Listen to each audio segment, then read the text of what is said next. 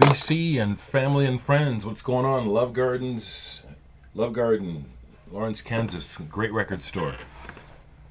I got my coffee this morning, and just going to talk for a few minutes about my day yesterday, and also just kind of think, again, always very interesting to read the comments when I make videos. I can usually tell when something I say is going to strike a nerve, but I want to clarify that I'm not pointing my anything that feels like a barb. It's not being pointed at anyone in particular, especially in the vinyl community. So if it rankles you, well, then I'm just speaking my mind, and that's all I'm doing. Okay, so. Several people corrected me about the football game, and I just want to say that I brought that up as an example. I don't follow the World Cup. I happened to catch it on the news about the burning of the flag and the talk of having to escort Germans out of the arena. It's just an example. I mean, I can give many examples of what I see about human behavior, but it's pretty obvious that that's just the way it is, and it's also pretty obvious that this idealistic idea that there can be a unifying philosophy or view is just a pipe dream of mine, and some people's, just some, what makes sense doesn't make sense to everyone. But I'll continue to speak my mind, because that's all I'm doing is speaking my mind. And if someone doesn't agree with it, then all that is a reflection of their mind, and it really shouldn't be a problem. Well, there's not a problem for me. Okay. Last night, I did a podcast interview with the Dark Stuff. Is the name of the blog, and the guy that runs the blog is in the VC. His name is I forget his channel right now, but his name is Dave Leibowitz. He also ran a record label in the 90s called Mafia Money Records. So I actually gave a flyover to Dave.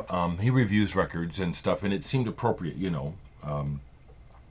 But he also had a record label too called Mafia Money Records, which I had heard of. I never bought anything on it because, well, I don't know why. I just never bought anything on it. But he gave me some of his stuff, and I'm going to go through it, but I'm going to show it to you. And I wanted to share this on Dave's behalf, that he is someone who went into the business of starting a record label and did it the old way that you used to do it. And, he found bands to record and poured money into them, and he lost his ass. And he is one of those folks who is sitting at home with boxes of unsold records. My thought is, maybe some of you folks are familiar with these bands, or maybe not. Maybe some of you would be interested in getting these records, and I told him that if there's any interest expressed in obtaining any Mafia Money. Dave, what a terrible name for a label. That's my opinion. Mafia Money Records. Folks leave me a message, and I'll find out if Dave wants to, how Dave wants to be contacted if you want the records. But anyway, here's one. The band X Action Figures. The Great Divide on Mafia Money Records. My understanding is that back in the day, the band The Faint from Nebraska were big fans of this band. I think they did a split single. Transformer, Loot Bag.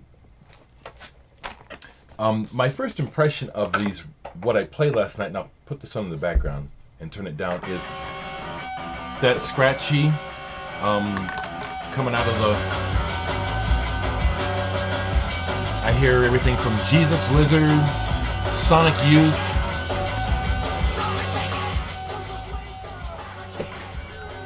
it's like somebody wants these records. Transformer, Loot Bag is what I'm playing. This is some good stuff. X Action Figures, Global Kid. After the interview was over, I spent time with Dave because I just like talking music, and he told me his story about the label, and man, the fairly unfortunately typical story of getting burned in the music industry, and the story he told was one that I never wanted. He went about it in a way that I've never wanted. I never wanted to make it like that. I just knew I was good and deserved to make it. Larry Cash Jr., The Bat's Eye. This is also on Mafia Money. The one that I'd already heard before was by my friends at Ritual Device Live.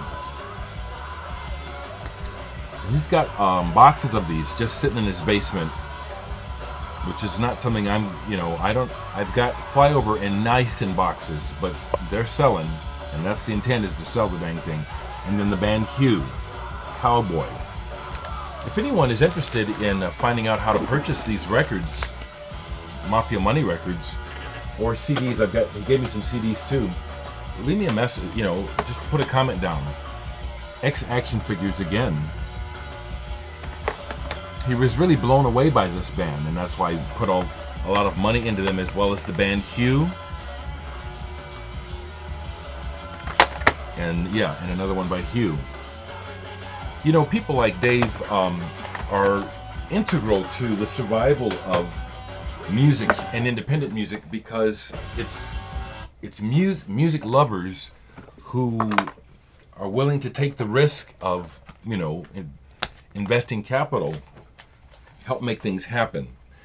I just really hate it to hear how so often the same old story of getting screwed over one way or the other down the line of making records, either by the bands or other unscrupulous business people.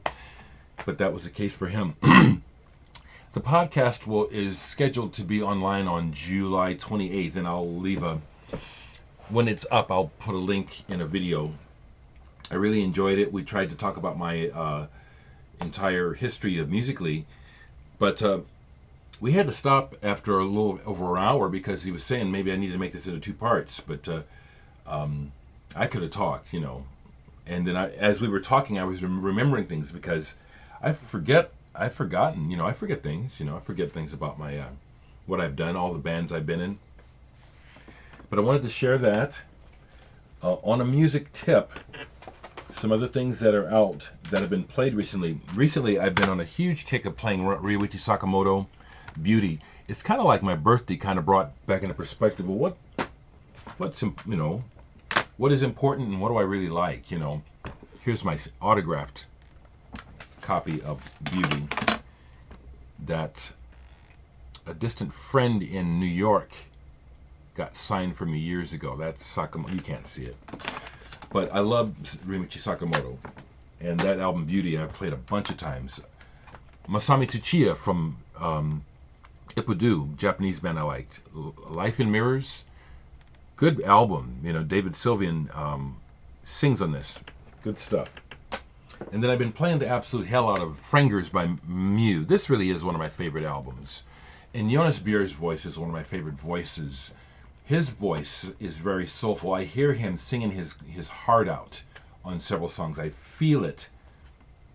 I really feel it. It brings tears to my eyes sometimes. Not the words, the feeling coming through his voice.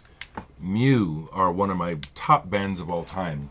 And Frangers is an album I can play over and over again. When I'm done here, I'm going to put it on. I'd play it now, but it'll get blocked because of copyright.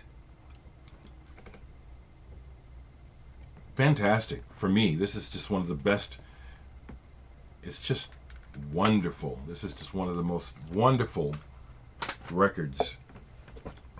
Yesterday I was down at Hip Stop, and we went to the Goodwill because Jesse gets a fair amount of stuff from the Goodwill. And here's something that, he buys stuff for the store when he can find it. Here's something he left behind. Roy Harper, When an Old Cricketer Leaves the Crease. He was there, and so was John Chartrand. You guys will see this. I'm going to tell the story. But I pulled this up and showed it to them and said, don't you guys know who this is? And they don't, and they're young, much younger than me, so I just have to try to remember that. But they never even looked twice at the record, I said, okay, so Led Zeppelin 3, hats off to Roy Harper. Pink Floyd, Have a Cigar, that voice, of the old guy, Have a Cigar, that's this guy, Roy Harper. This is a great album. One of those days in England. I had a copy of this, purged it, and I thought I still had it, but when I got, because that's what I kept saying to, isn't it, Jesse? I kept saying, I got this already, but this is probably in better shape. Come home, and no, I don't have it. I never replaced it when I sold it. Now I did, for $1. Really good album, Roy Harper. Roy Harper. Another album that is probably mine, but I couldn't leave it there for $1. I really don't like this album, but I couldn't leave it for sitting in the damn Goodwill for $1.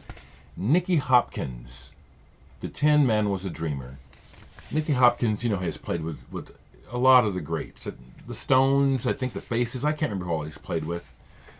And my good friend Gary Foster, who played drums with me for years, gave this album to me. He really likes this album. He really wanted me to like it. I don't like it, but I couldn't leave it for $1.